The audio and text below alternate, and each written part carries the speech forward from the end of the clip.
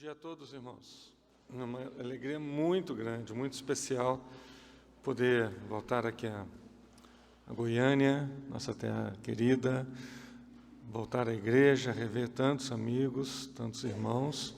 Rosa e eu estamos muito felizes com essa oportunidade, né, que Deus nos dá de estar aqui mais uma vez.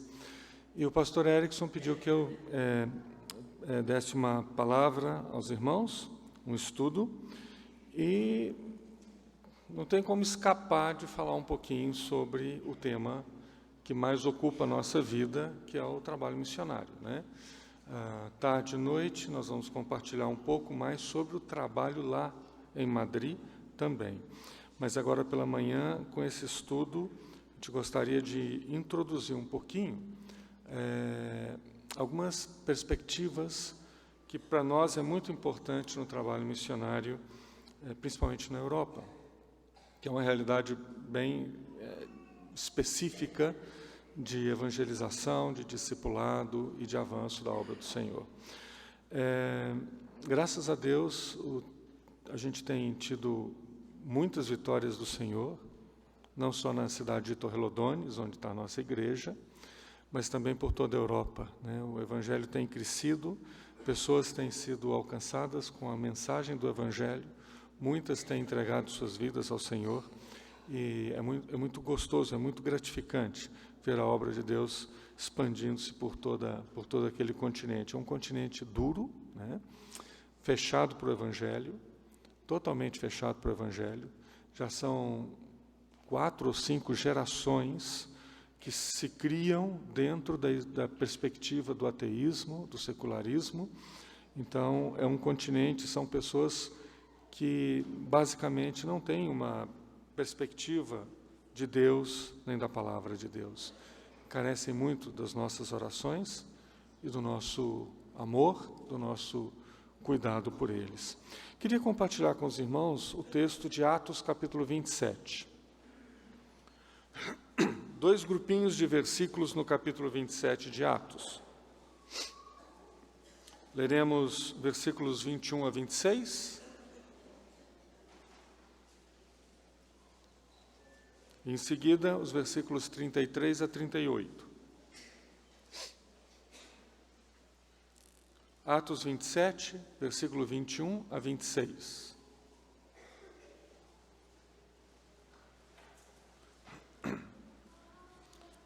Diz a palavra: havendo todos estado muito tempo sem comer, Paulo, pondo-se de pé no meio deles, disse: Senhores, na verdade era preciso terem me atendido e não partido de Creta, para evitar esse dano e perda. Mas já agora vos aconselho bom ânimo, porque nenhuma vida se perderá de entre vós, mas somente o navio. Porque esta mesma noite um anjo de Deus, de quem eu sou e a quem sirvo, esteve comigo, dizendo: Paulo, não temas. É preciso que compareças perante César. E eis que Deus, por sua graça, te deu todos os que navegam contigo. Portanto, senhores, tende bom ânimo, pois eu confio em Deus, que sucederá do modo por que me foi dito. Porém, é necessário que vamos dar a uma ilha. Então, versículo 26, agora pulamos ao 33. E seguimos com a leitura. Enquanto amanhecia, Paulo rogava a todos que se alimentassem, dizendo: hoje é o 14º dia em que, esperando, estáis sem comer, nada tendo provado. Eu vos rogo que comais alguma coisa, porque disto depende a vossa segurança, pois nenhum de vós se perderá, nem mesmo um fio de cabelo. Tendo dito isso, tomando um pão, deu graças a Deus na presença de todos, e depois de o partir, começou a comer. Todos cobraram ânimo e se puseram também a comer. Estávamos no navio 276 pessoas ao todo. Refeitos com a comida, aliviaram o navio, lançando o trigo ao mar. Amém. Trabalho missionário. O que é isso? Ser um missionário. O que é isso?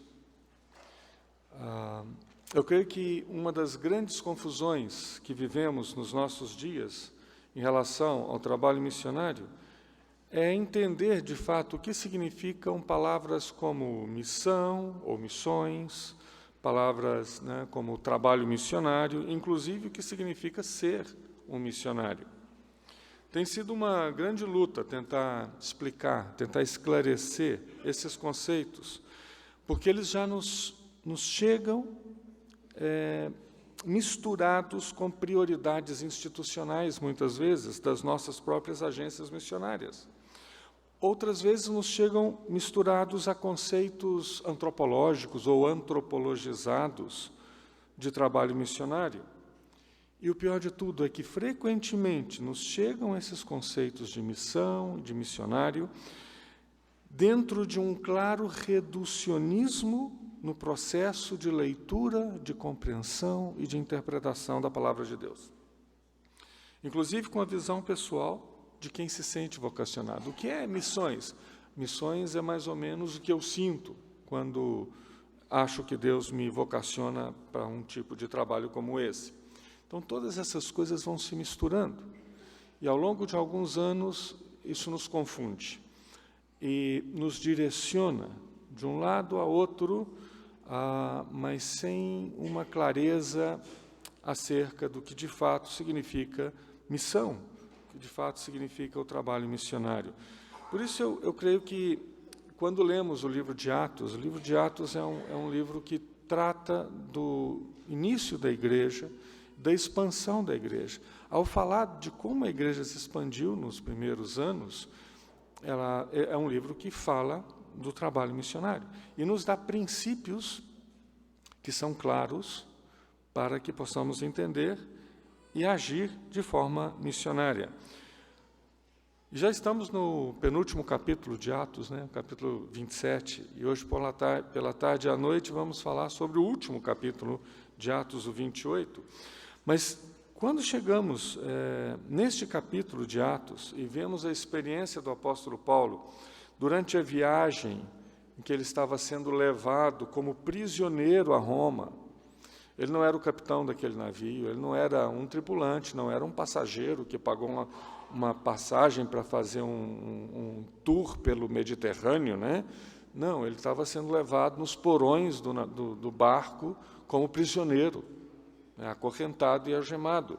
Quando vemos essa sua experiência e como ele reagiu a tudo o que estava acontecendo, um naufrágio e a perda de todas as vidas daquelas pessoas que estavam ali, ao tentar debulhar um pouquinho essa experiência, essa história, eu creio que nós podemos resgatar alguns elementos que nos ajudam a desenfronhar, a equilibrar um pouco melhor do que se trata, afinal de contas, a missão da igreja, através da experiência do nosso querido apóstolo Paulo.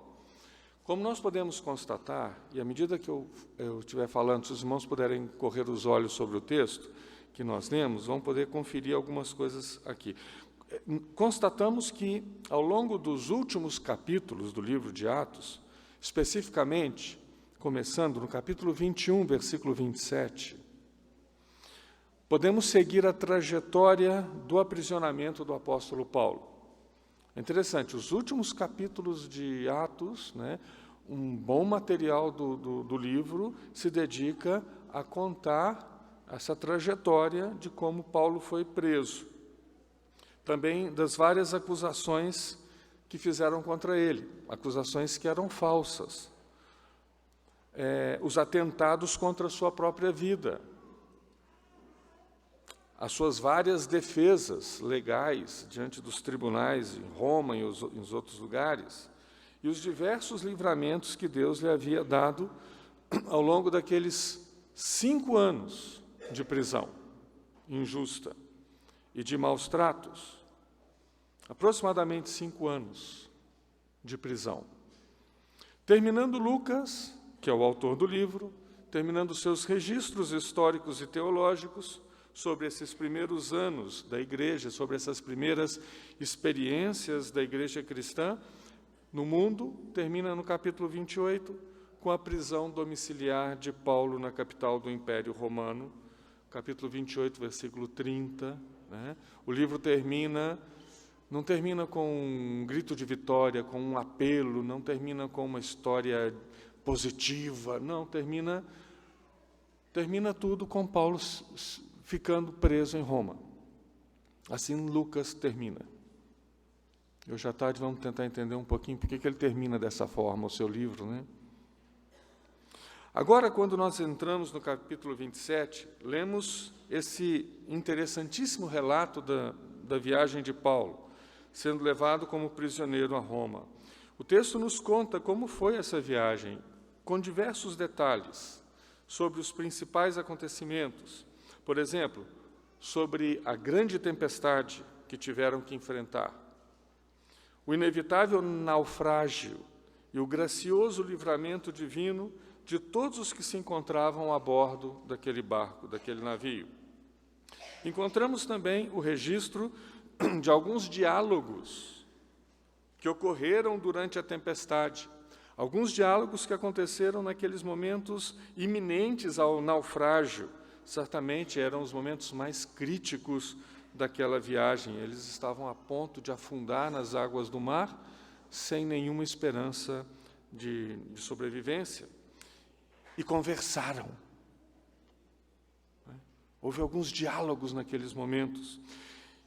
E esses diálogos nos ajudam a entender o conceito da missão. Diante disso, nos interessa, então, gastar um pouquinho de tempo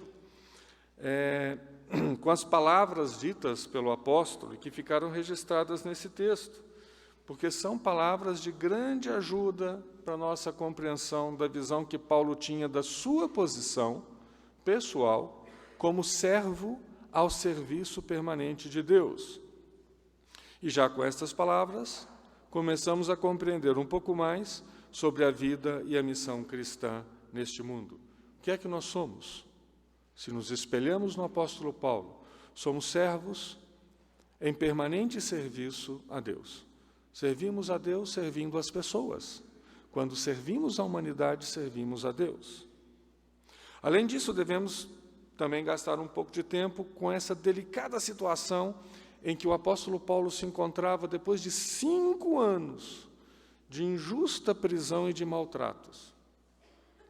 Justamente por isso, essas palavras ditas pelo apóstolo são uma fonte riquíssima de edificação para a nossa própria compreensão do que é a missão de Deus, para a nossa avaliação do que estamos fazendo como igreja missionária nesse mundo. Como estamos vivendo a missão? Assim sendo, inicialmente devemos compreender o teor desses diálogos que eu mencionei. Ao ler os versículos 21 a 26, depois os versículos 33 a 38, notamos que em ambas ocasiões, durante aquela forte tempestade e na iminência de um naufrágio mortal, as palavras do apóstolo foram usadas por Deus para levantar e para manter o ânimo de todos os que estavam no barco. Além disso, suas palavras foram instrumentos de Deus para que aquelas 276 pessoas, versículo 37 nos dá esse número exato, né? 276 pessoas se comportassem de acordo com a vontade de Deus para suas vidas e fossem salvas de uma morte garantida e terrível. Observando esses versículos, notamos que o apóstolo também fez um uso muito significativo de algumas palavras. Por exemplo, versículo 22, se os irmãos puderem correr os olhos, ele diz: recomendo-lhes que tenham coragem, ter coragem. E ainda no 22 ele diz: porque nenhum de vocês perderá a vida. Palavras de ânimo. Vamos ao versículo 25, ele diz: tenham ânimo. Creio em Deus que acontecerá do modo como me foi dito. Versículo 34. Agora eu os aconselho. E o 35. Ele tomou o pão, deu graças a Deus, partiu o pão, começou a comer. Parece claro que a intenção de Paulo era promover a esperança e a vida. Eu os aconselho, tenham ânimo, tenham coragem. O que Deus falou vai acontecer, fiquem tranquilos, não vai morrer ninguém. Graças a Deus pelo pão. Palavras de ânimo, palavras que promovem esperança e vida. Era uma mensagem de coragem. Ao invés de se retrair, afinal de contas era um prisioneiro. Ele não era da tripulação, não era oficial do barco, não era um passageiro que tinha um camarote de luxo. Ele era um prisioneiro algemado nos porões daquele navio. E ao invés de se retrair devido a essa sua posição como prisioneiro, ou de sentir medo diante da possibilidade da morte pelo naufrágio, ao invés disso, ele se coloca ao lado das demais pessoas daquele barco, ajudando-as a se reanimarem, versículo 36, a levantar o ânimo, ajudando essas pessoas a confiarem suas vidas a Deus. Essa atitude do apóstolo, sem dúvida, nos fala muito acerca da sua fé, nos fala acerca do seu relacionamento com Deus, do seu sentido de missão. Nesse sentido, o conteúdo dos diálogos do apóstolo, o prisioneiro, não podemos nos esquecer disso, o seu diálogo com essas pessoas e com toda a tripulação do barco, nos mostra esse seu sentido claro de missão e nos ajuda a ampliar o nosso próprio sentido e sentimento de missão nos diversos contextos humanos onde esta igreja e onde a igreja de Deus, onde o povo de Deus se encontra hoje no mundo. Assim, alguns elementos que eu queria destacar desses diálogos que nos ajudam a compreender e viver melhor a missão de Cristo nesse mundo. Um primeiro elemento, são elementos breves. O prisioneiro assume o protagonismo da esperança e da vida. O prisioneiro garante a segurança de toda aquela tripulação. Da mesma forma como o prisioneiro Paulo, em Filipos, o carcereiro tentou tirar a sua própria vida, porque ele pagaria com a vida pela fuga de um prisioneiro, Paulo diz, não te faça nenhum mal. O prisioneiro, outra vez, garantindo a segurança de quem o tinha em custódia, né? Como prisioneiro, ele não era a pessoa que todos esperavam ouvir naquele momento. Queriam ouvir ao capitão do barco. Mas Paulo não se sentiu limitado pela sua condição. Ao invés disso, motivado pela história da ação graciosa de Deus ao longo da sua vida e motivado, sobretudo, pela história da ação graciosa de Deus na vida do seu povo, tal como registrada no Antigo Testamento e hoje para nós também no Novo Testamento, motivado pela palavra que Deus lhe havia dado na noite anterior, versículos 23 e 24, que nós não lemos, né? Mas se vocês quiserem conferir, versículo 23 e 24, motivado por tudo isso, palavras do versículo 21, Paulo se levantou diante deles e disse, versículo 21, Paulo se levantou diante deles e disse. A posição de Paulo foi muito clara nessa situação de risco, de medo, de desesperança por parte de todos. Estavam sem esperança. Parte final do versículo 20. Diante da certeza da morte, a sua missão foi a de dar esperança, dar ânimo a todos.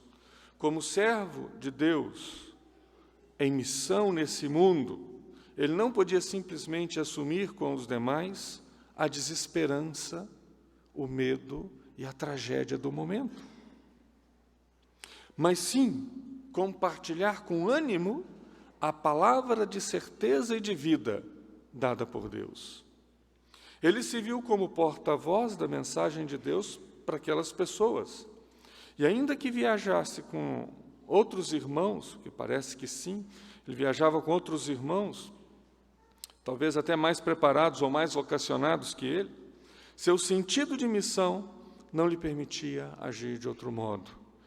ele tinha que promover a paz, ele tinha que garantir a segurança daquelas pessoas. Ele se torna, então, o protagonista da esperança e da vida.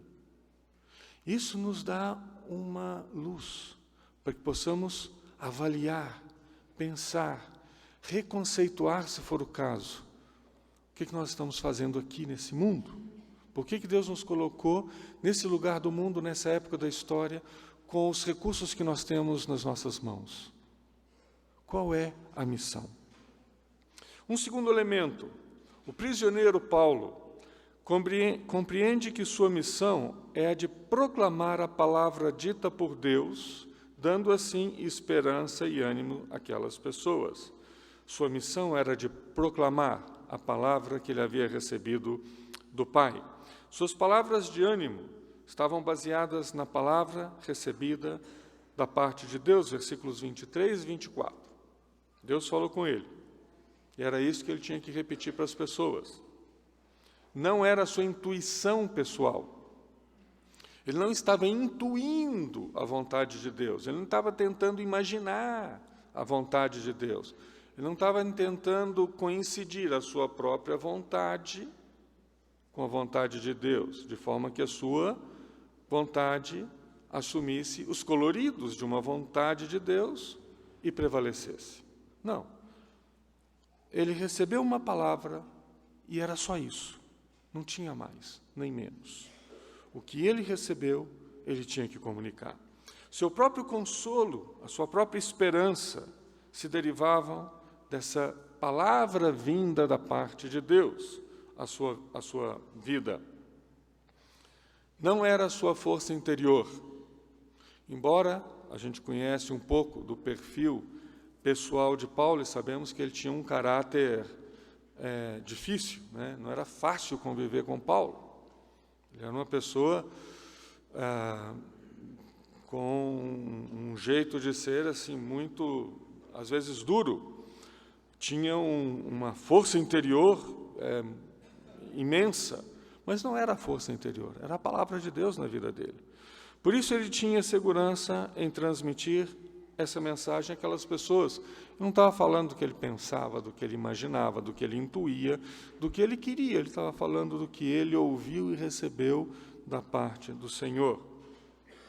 Nesse sentido, a palavra de Deus dá os devidos contornos para a vocação e para a expressão missionária da igreja, para a sua e para a minha vocação missionária, para a nossa vocação como servos que servimos a Deus no meio dos seres humanos. É também a palavra de Deus que aumenta em nossas vidas e em nossa igreja a sensibilidade para com o sofrimento alheio, aproximando-nos do outro com a mensagem de ânimo e de vida do Evangelho de Cristo. Ainda que o nosso sofrimento também seja real e que os nossos problemas também tenham grandes dimensões, ainda assim, nos aproximamos com sensibilidade de todos os seres humanos que sofrem qualquer tipo de sofrimento, com o bálsamo do Evangelho de Cristo, por meio do que dizemos e por meio do que fazemos. Em meio aos seus próprios sofrimentos, como prisioneiro injustiçado, o apóstolo Paulo compreendeu que a missão de proclamar a palavra de vida dada por Deus era tanto um consolo para si mesmo, diante dos seus próprios temores e lutas pessoais, no momento em que a morte era a única opção para os próximos minutos ou poucas horas, como também consolo para todas as demais pessoas, porque ele tinha em seu coração, em sua mente, a palavra do Senhor. Um terceiro elemento, o prisioneiro sabe que a presença missionária no mundo, em si mesma, é o exercício da missão. A presença missionária no mundo não é um mero slogan. Deve ser compreendida pela igreja, por cada cristão, como sendo o exercício mais profundo, mais íntimo da própria missão de Cristo em nós e por meio de nós.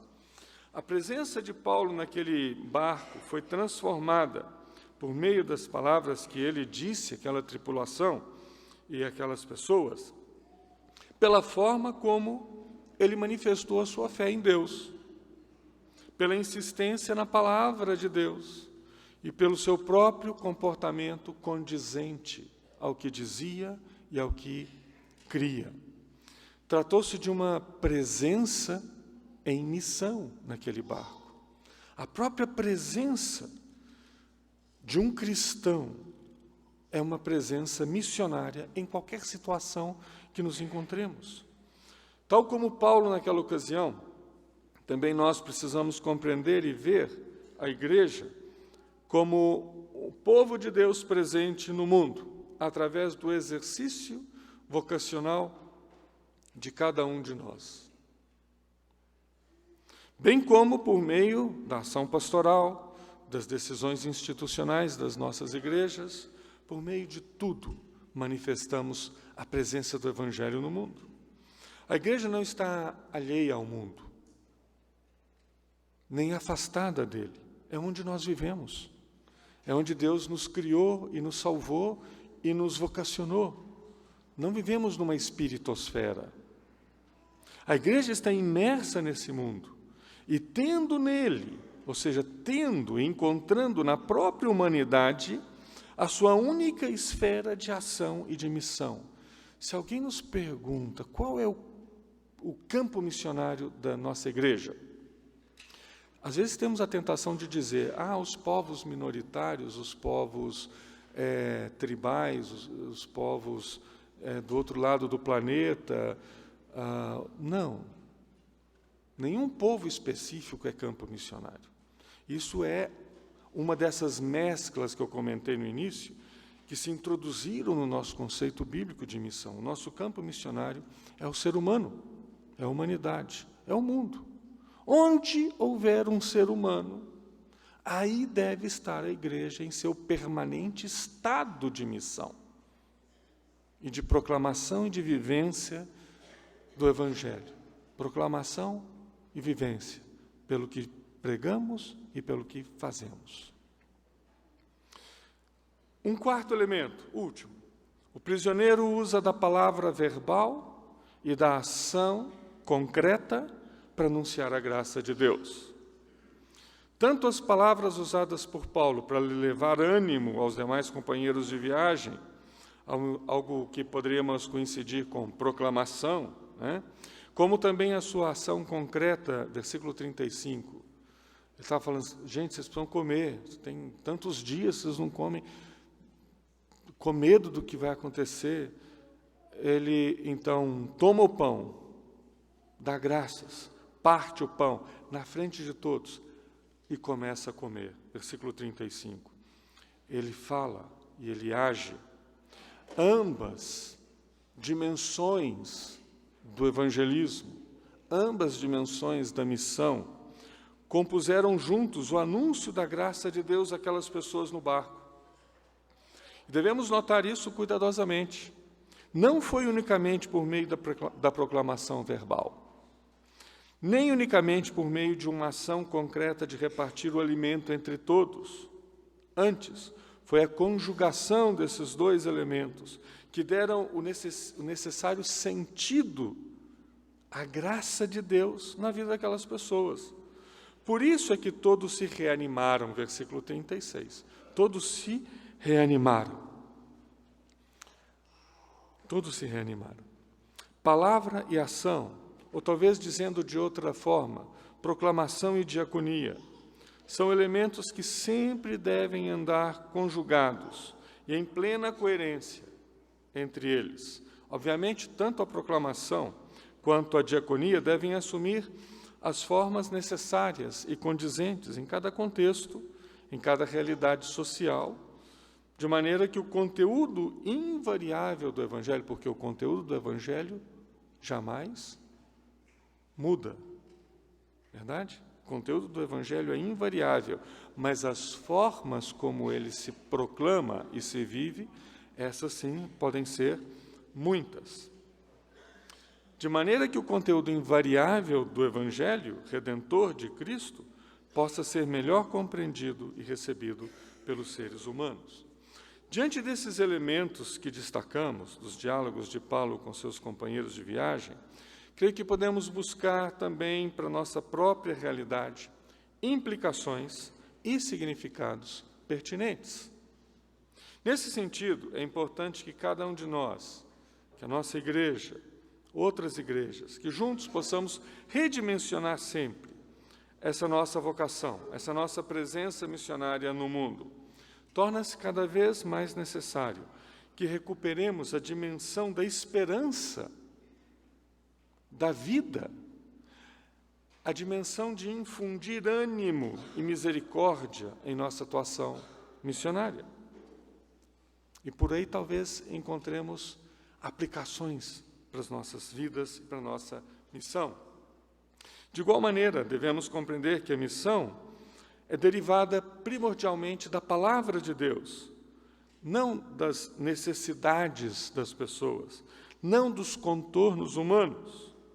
É fundamental ver-nos como igreja, como cristão, que estamos presentes de forma missionária na sociedade humana, com a palavra do Senhor. A nossa proclamação tem que estar vinculada com a palavra de Deus. O que falamos e o que vivemos devem vitalmente estar vinculada à palavra e à graça de Deus. E assim a graça de Deus será visível aos seres humanos. Temos, portanto, irmãos, um desafio grande, imenso, que é o desafio não de evangelizar o mundo em primeiro lugar, mas de redimensionar a nossa vida, os nossos conceitos sobre missão, a nossa prática missionária, à luz da palavra de Deus. Se eu não sei exatamente, biblicamente falando, do que se trata, o que eu vou fazer numa viagem, ou indo para a Europa, ou indo para a África, ou indo para qualquer outro lugar. Se eu não conheço essa mensagem em profundidade e não a experimento em minha vida, do que eu vou falar para as pessoas? Que tipo de ânimo eu posso dar às pessoas? Que tipo de esperança eterna eu posso dar para as pessoas se eu não a entendo, se eu não a tenho em minha própria vida? Creio que o grande e permanente desafio é de reavaliar, redimensionar, à luz da Bíblia Sagrada, o que é a missão, para que possamos viver essa vocação missionária, porque a vocação missionária não é a vocação dos missionários, é a vocação que define, em grande parte, a natureza do povo de Deus. Os missionários apenas representam, em determinados ministérios, a grande vocação do povo de Deus. Precisamos redimensionar isso na nossa mente, para que sejamos bênção em todos os lugares onde estejamos presentes, como igrejas, como pessoas, como famílias. Espero que Deus nos ajude nesse processo de entender melhor o que é o Evangelho e qual é a missão de Cristo em nossas vidas, e que assim possamos dar novos passos, firmes, claros, baseados na palavra de Deus, de levar e viver o Evangelho entre os seres humanos. Que Deus nos abençoe.